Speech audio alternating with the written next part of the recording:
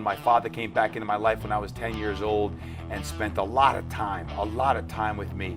And one thing as a father now of 3 young children, 15, 12, and 9, I realized the value of time. Right. And it was a really, really important part. What do you mean by that then? Well, because when I went to college, when I was 20 years old, after I was there for a few years, my father suffered a massive heart attack and he died. And if I was to ask anyone listening today, who is one person you don't want taken from your life today? For me, at that point in my career and in my life, it was my father, because he came back into my life and he spent a ton of time with me. And he was at every game and every practice, and he was just, his sacrifice was incredible. And he was a mentor, he was a father, he was a best friend. And I realized how much time he spent with me was truly everything, because at the end of the day, it's not what we have, it's who we have.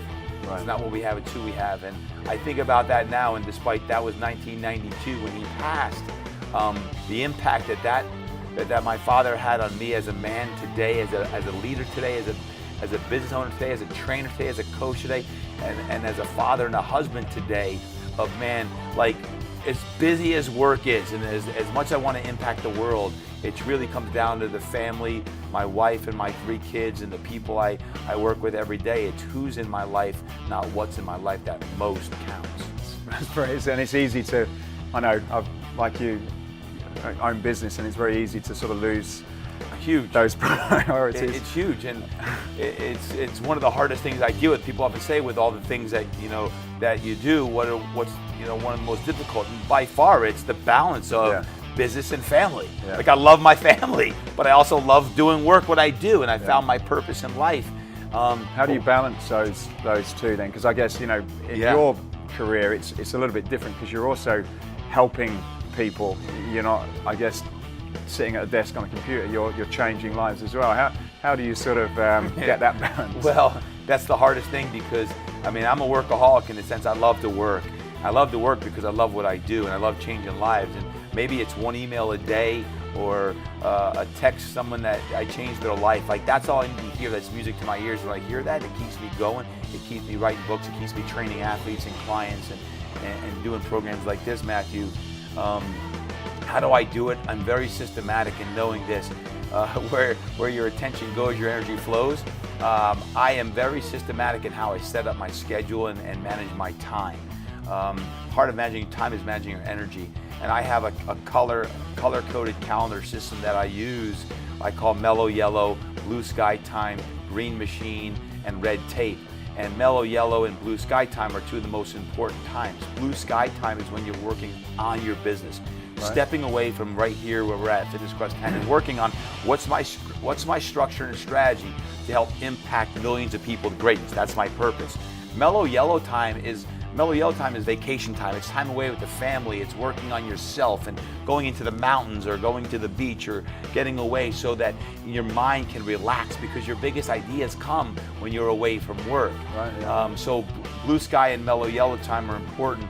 And then Green Machine time is when you're actually working. It's when you're making money or doing the things that you love to do, whether it be training, working, doing your business, writing a book, doing a podcast, whatever it may be on that. And then Red Tape is organization.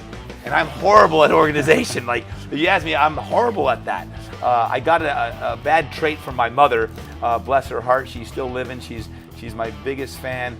And we call them Durkin piles, and I inherit these Durkin piles because any magazine I get, any catalog I get, I don't throw anything away, because I think I'm going to go back and read this journal article, this magazine post, or a thing from 1997 or 2005, and my wife gets on me all the time because I inherit these Durkin piles, and I got that trait from my mom. So I'm a big advocate of doing what you do best and hire the rest as well, and that helps me in organization. So one of the things I learned even at Fitness Quest 10 when I had no money is how you can help you bring someone on, hire someone on to help you do what you do, because when you can do what you do best and hire the rest, all of a sudden you figure out, wait a second, that person can actually help bring you in business. Because right here where I sit in this 2,000 square feet, I used to get a lot of anxiety I was training straight through from 6 a.m. to 7 p.m. and I'd get anxiety because someone would walk in the door, a potential client, and I didn't have a front desk person. Like, it was me. So I couldn't give them a quote tour, even though like it's not much to tour around. So I'd be like, I'll call you back tonight at 7:30 or 8 o'clock tonight. And it was happening over and over again. Like, how do I grow this business? If I'm always training, I'm not working on the business. So I hired a front desk person. I now call them directors of first impressions, DOFIs, directors of first impressions, which play a most important role. And it was Judy Curran, my first receptionist, who I bartered out with, and she worked part-time. And I was like, wait a second, she's here, she's giving a tour, she's giving some collateral, she's doing consultations. Oh my goodness, this is amazing. I can actually go home at 7 o'clock at night and have a life and tend to my newborn and my wife and all that. So that was a great lesson to me, and it's still applicable to today. Is, you know, the bigger your dream, the more important your team.